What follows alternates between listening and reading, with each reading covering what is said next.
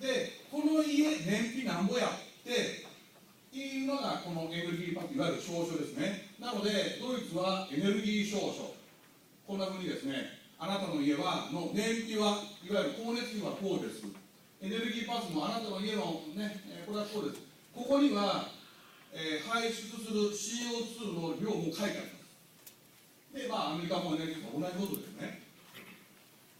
で、こういう